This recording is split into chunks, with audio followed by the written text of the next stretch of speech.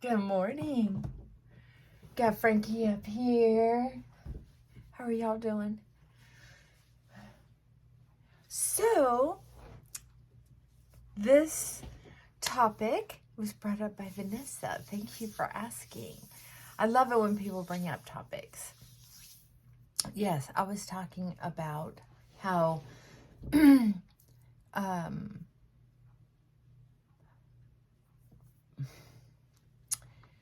how would you call it? Feeling like an alien, like you don't belong on Earth. Like, what am I doing here? So it's not like, what am I doing here? Suicidal ideation. It's like feeling like a stranger on the planet. Like there's just no way to fit in. That even if people seem to like you, that seems oddly special. Like somehow you've infiltrated the humans in a certain area.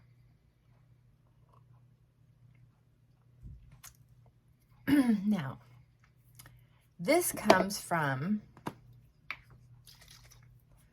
hold on.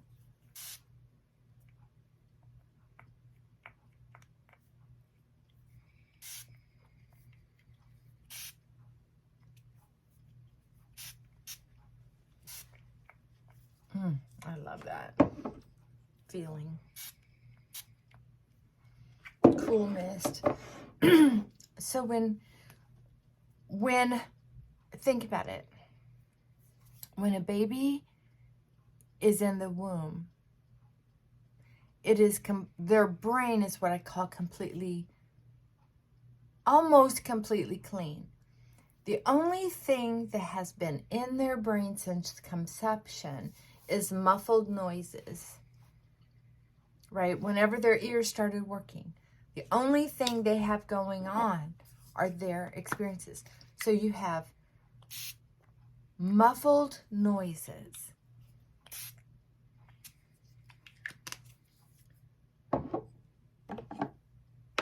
And effects of drugs of whatever kind, alcohol is a drug,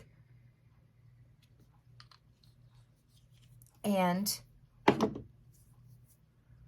nutrition, lack of, as well as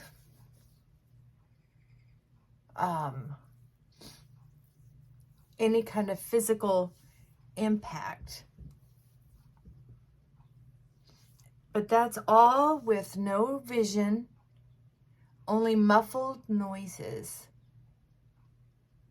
and floating in a barrier, right? Like you see those astronauts.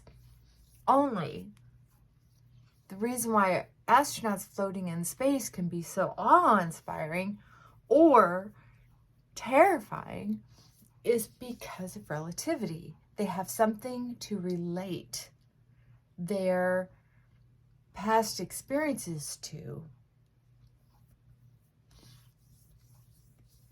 The reason why you don't have very many people overreact that go into space is because they have been tested and tested and tested and coached and taught and have had so many life experiences, educational wise and practical wise, that they can handle it. But then if you take someone,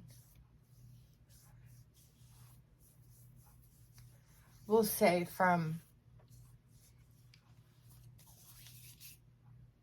a very stressed out childhood, violence even, one way or another, or maybe several types of violence. Take him from a neighborhood of violence, a city of violence, or destitute with all the political changes and financial changes a lot of cities have gone through.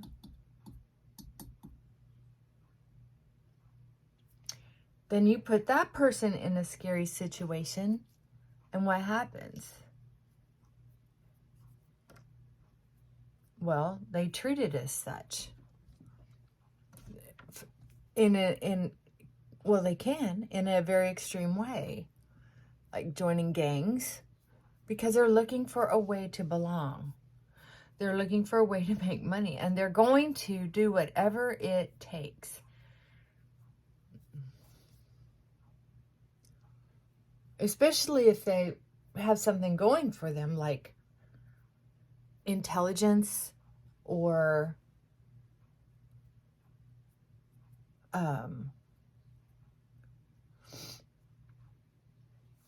looks or certain friends or family. They will find a way to belong, right? Good or bad, negative or positive. Somewhere in the gray, between black and white. Then, I hope you can see me. Then you have the people who are born from not being able to see, only muffled, just floating, whatever impact. That's all they have to go on. And then they come into the world and they have parents who are unavailable. They're unavailable. Their parents are unavailable. So that child in the first few days, weeks, may get a little attention because they're new, but they also may not get much attention at all. No hugging, no caressing, no consoling, and maybe irregular food intake. Or maybe they're roughhoused a little bit. Lay over, stop crying. So their input is so raw that it affects their nervous system after a while, right? And now those are the first lessons they're learning, and they can't even really see well yet. So you're going to see a baby kind of jerk. You're going to see them cry like they're in terror, because they are. They have nothing to relate it to. That's why people who expect a newborn baby to not cry like it's the end of the world. Oh, gosh. So some people, so naive. That baby does think it's the end of the world. They have nothing to compare it to, except that it feels like it could be life or death. So they're screaming for someone to come take care of them. They don't know what it's like to be uncomfortable. Just think of it. All that time in the womb, they never had to ask for anything. They never had to ask for anything. Now they're outside the womb, and they're just like, where's my food? Where's my comfort? Why am I wet and stinky? They don't understand. It's all brand new to them, right?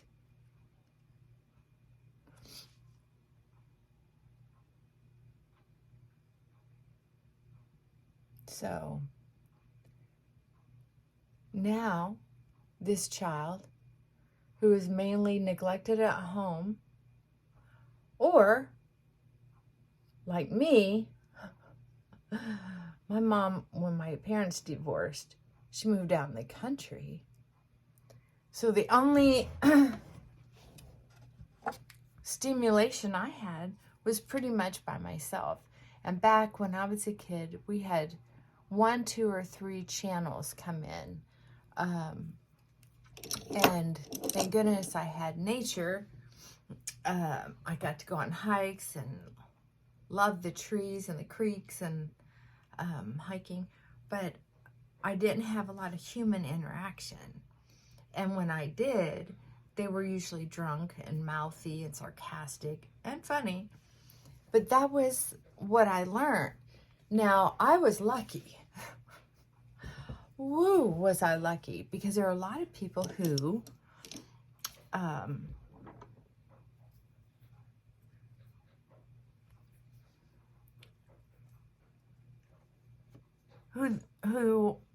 live in the city, and their parents put them through a lot. Like my mom would leave the house and have a to-do list. That to-do list better be done, and it better be done right, or you're getting up out of bed. Which there's no way to do please a drunk. So never knew when I was going to be woken up in the middle of the night. I did know. I could count on it. I don't know why I said I never knew. I knew. The chances were very high. So I was a light sleeper.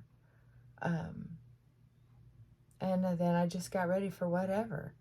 But I did not have the basis of relativity, of what to compare good and bad.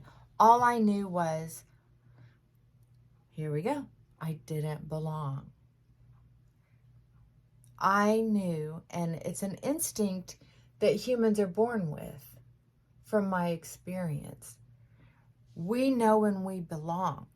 If a parent does not invite that child into the world and on a daily basis or a fairly consistent basis, let that child know, oh, honey, this is why you tripped and fell. This is why you're introducing that child to the world.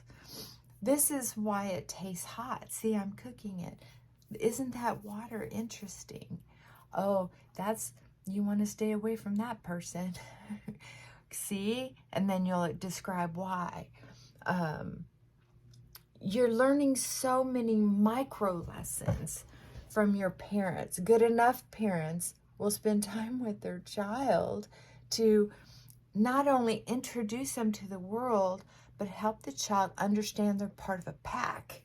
Even if it's just the two of you. That it's you and me against the world. We'll do anything. Together, we are one, and we are a force, and we are safe. We're safer together than alone, right? You make sure that child knows that they are a joy most of the time.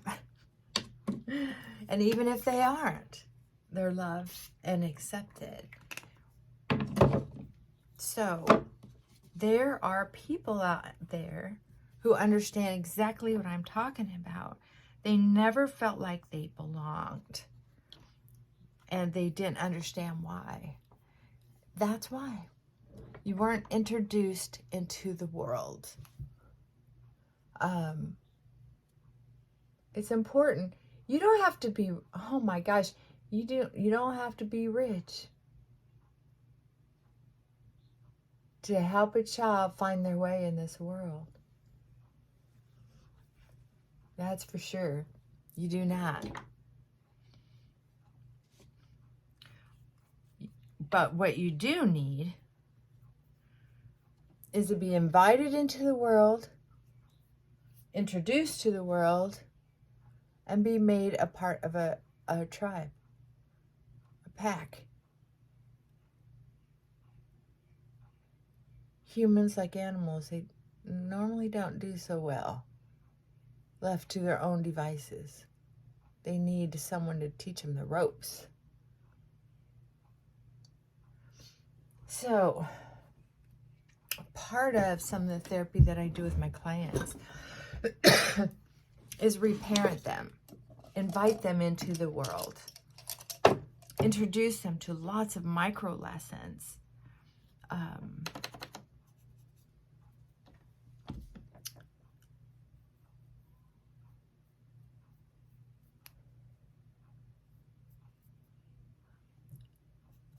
And have lots of small discussions with them about their experiences, about what they saw, how it made them feel. That's what parents do, are supposed to do. You know, the mother's supposed to teach all this touchy-feely stuff, the nurture, and then the father's supposed to teach survival skills and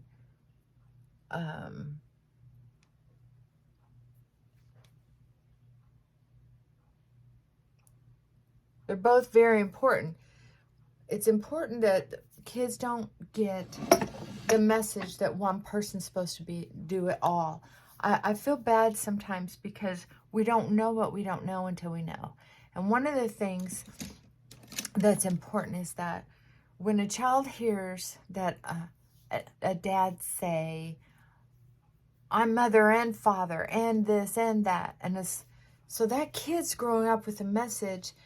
Or if the mother says that, I have to be mom and dad, and I have to do this, and I have to do that. And anyway, however they say it, they could be saying it with a nice tone or a disappointed tone. It doesn't matter. What matters is that kid is learning that one person is supposed to do it all. Supposed to do it all. Because a mother and father are the first God and goddess that a child meets. Understand that when a child is really small, it is our instinct to believe in someone who's going to see us all the time, care about us all the time, guide us, love us, no matter what. Everything that an adult expects to have from God or whoever their belief system is, everything that's what parents teach a child to be able to expect from a higher power. The all-seeing, the all-knowing protector and punisher in a lot of religions.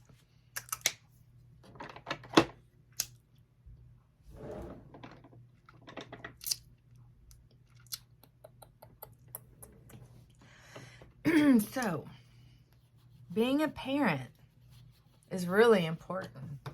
And one of the things that happens then, if someone feels like they don't belong, they haven't really been invited in to the world by their pack leader, what happens is subconsciously they don't have an anchor.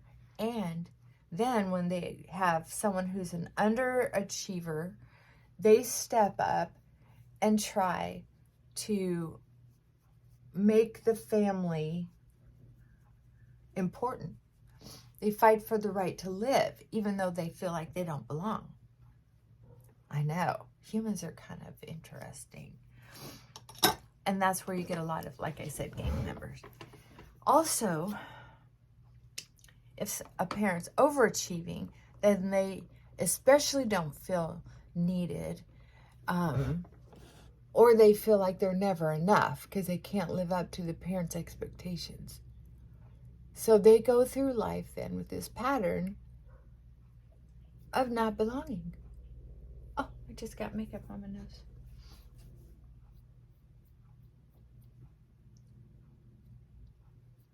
Oh, there we go. Thank you.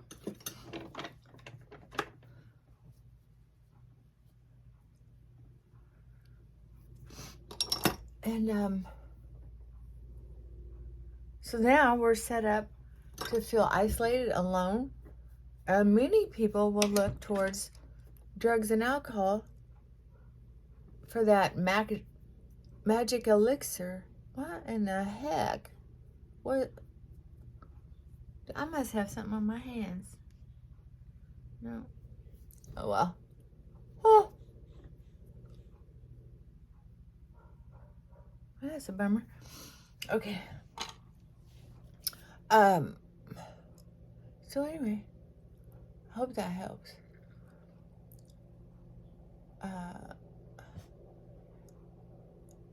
I think a lot of counselors have a short stick to measure a client's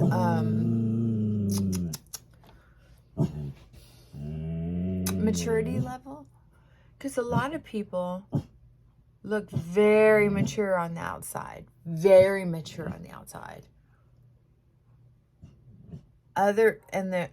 and compared to some people who appear very immature on the outside. It's like, oh my God, look how they act. But you never know, because the one who appears all mature may be doing all kinds of things at home, or not doing all kinds of things at home that are mature, but they know how to have the face on the outside. There are other people who are really immature on the outside. They're just flitting around. But my gosh, they show up for their kids and their grandkids, and they're involved and they care, and they would fight dragons, and they're all emotional. You just never know. You cannot measure it by then. I like to get to know my clients, not because I'm so much Freudian, but I'm scientific. There's no way to teach someone, for instance, how to mix a rainbow of colors, beautiful, intricate colors. Not just the primary colors, not just the primary colors of a rainbow, but all those incredible, yummy colors in between. You can't teach that. Look at the different levels of learning how to be a painter, an artist, or a house painter. You can't mix the right color if you don't have the right ingredients, right? And that's what a parent does. They teach you all these different ingredients, a chef kitchen, by how you're raised. So when you're older, what you need is a therapist or a mother-like figure who is going to teach you slowly over time lots of different things that are going to help you feel safe. To start helping you build your self-confidence in who you are, what you expect of yourself, what you expect of life, the people in it, your job, because a lot of that is messed up. I remember when I was young, my group, I had to be important in my group. And then when I got older, because I felt let down so many times, and people move and people change, people get married or whatever, people die. So work became my family. Not so much, I wanted them to love me, but I didn't know how to love them other than overworking. And you should be loving people at the job. I mean, I don't know, maybe. It's up to you. But it was a course over time. When I got a therapist who was able to see me often, and I was committed to growth, that we would just chit-chat, and what she would do is, instead of just chit-chatting like a friend, she was chit-chatting like someone who was my therapist, and she'd say, oh, so then what happened there? And she would analyze it and put stuff in there, and I'd be like, dang, I didn't know that. I didn't think of that. I mean, there was just so much to learn. And I just think that a lot of people are missing the boat when they don't understand that you can teach somebody better tricks on how to pretend they fit in. But if the person doesn't understand their mission on planet Earth, right? There are a lot of people, whether they do have a religiosity, somehow they don't know what they're doing here on this planet. I mean, come on. It is kind of weird, right? There's this ball of water and dirt, rocks, whatever, minerals, water and minerals, floating around in the universe, and we just keep hearing stuff about evolution, about creation, about gods, about different religions, about wars, blah, blah, blah, blah. But when you think about it, it's like, why would a human being be floating around on this planet? What are we doing here? And even if you don't believe in evolution and you believe in creation, don't you think, okay, God says basically he was bored, so he created man? It just makes you think, he created me to be this miserable on this planet? Really? What the hell? I'm just saying. Heck, when I was a kid, I had suicidal ideation going on all the time because I just thought, what a cruel joke. What a cruel joke. All right, I guess I'm ready for the world. I should probably get going, but so you have to, excuse me, understand that that's also why I love working with clients who have been suicidal at one time or have suicidal ideation, because usually it's because they haven't been invited to a world and they don't know why they're here. A lot of people think, okay, I'm supposed to be here to get a certain kind of reputation or a certain kind of reputation or make so much money, because that's all they know. They haven't been emotionally, connectively invited into the world. So they keep saying, I'm supposed to have a car, a house, this, that, an investment, a retirement, all of this stuff. But they're not thinking, wait, I'm supposed to have for me, it took understanding that the reason I'm here on the earth, and it's funny because it came from a sweet friend that I had in my community college experience. Oh, Connie. Oh, Connie. And she went to Al-Anon and got healthy boundaries and dropped me like a rock. I don't know. I didn't understand. I was pretty confused. Anyway, I had a lot of respect for her. Anyway, I spent the night at her house one time because I was going through a divorce. And she was so kind. So kind. Anyway, she had a book by her bed, the guest room bedside table, and invited me to read it. And I think it was Conversations with God or something like that. Anyway, I was up all night. I read it. And anyway, what I got from it was, bear with me, we're all angels, whether we're on earth or in heaven. But we're in heaven. Now, please don't. It could be the wrong book. It could be the wrong interpretation. It's been a lot of years ago. But, so we're all hanging out and we're all talking. And God had invented this planet where we could go test ourselves. He was bored, I guess, and wanted to give us something to do too.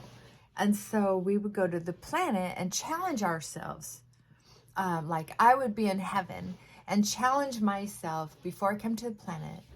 For instance, to come to the planet and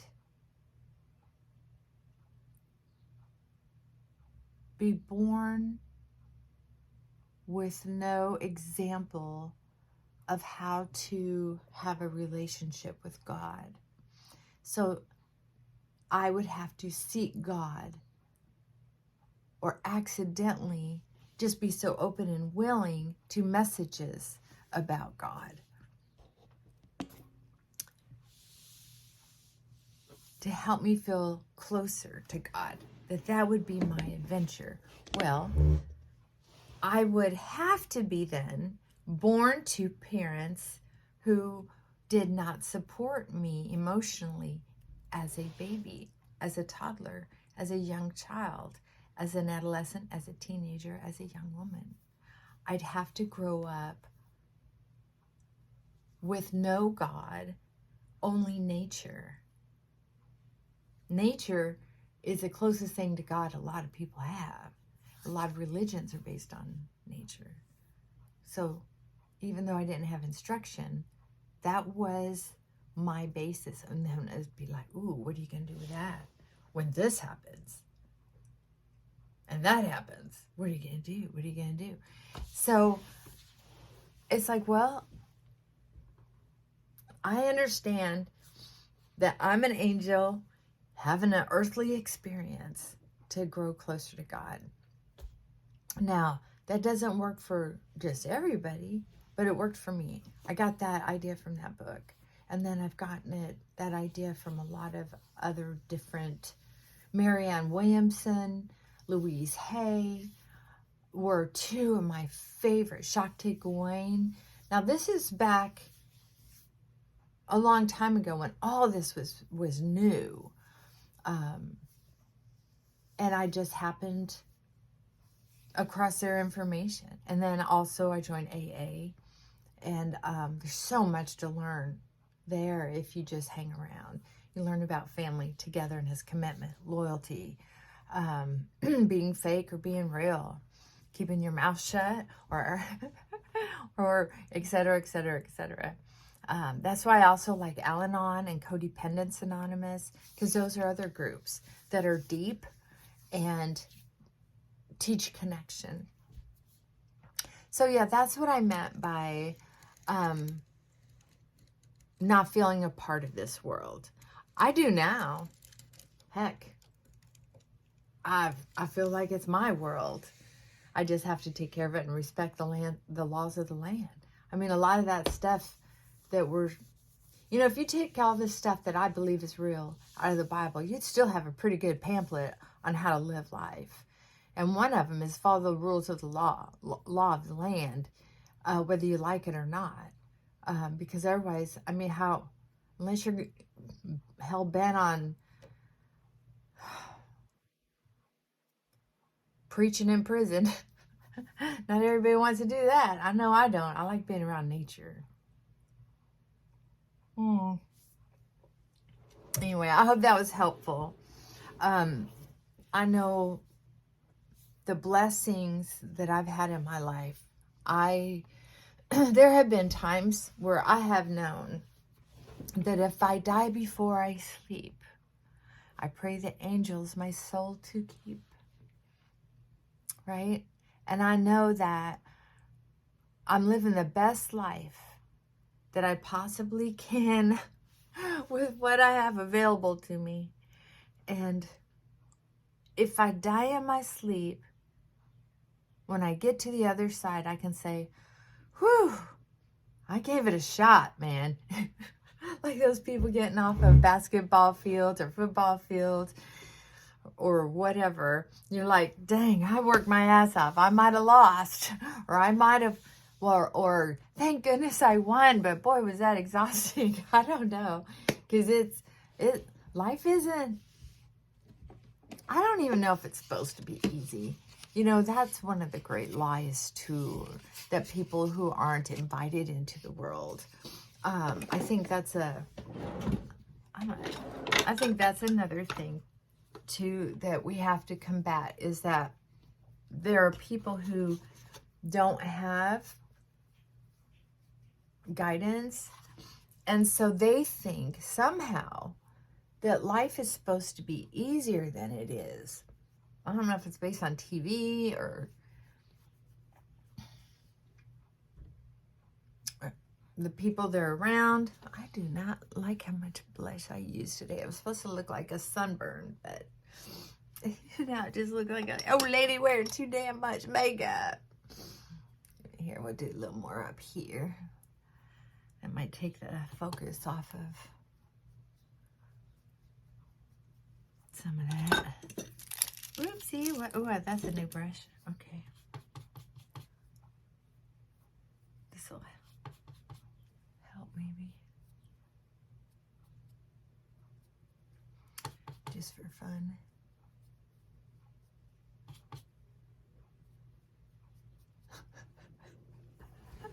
I cannot leave well enough alone. Oh well. Girls can have some fun. Who cares, right? Seriously. Good grief. All right, I've got to go finish up some laundry. I've got a ton of paperwork to do. But what's funny that just occurred to me not too long ago is I have all this paperwork to catch up on. But I'm going to be 62 this year. So if I got investigated and the progress notes police came out, they'd be like, shame on you, we're going to take away your license. Okay. That I would hate that, number one, because I love my work. However, I would just go back to cash. I would lower my prices, just do cash. And I'd be okay because I would just take early Social Security, and I already have my retirement for my other job coming in. I would survive. I would be okay. I would not. There are no progress notes police. People have been threatening us with electronic notes being a legal thing, and you're so opinionated. And these investigations all the time, it hardly ever happens. There are some insurance companies who want notes, like the VA, and but once a year, they just want a summary and a updated diagnosis. Big deal. I can do that. Oh, I've got one that I need to be doing here pretty soon. Oh my God. Can you hear that? Oh, I know. He's so bored. It used to be fun for him to get on here and he'd make such a scene. And now it just bores him. Oh my God, you are the cutest thing on the planet. You know that? I love you. All right, I love you all too. Okay, this was fun.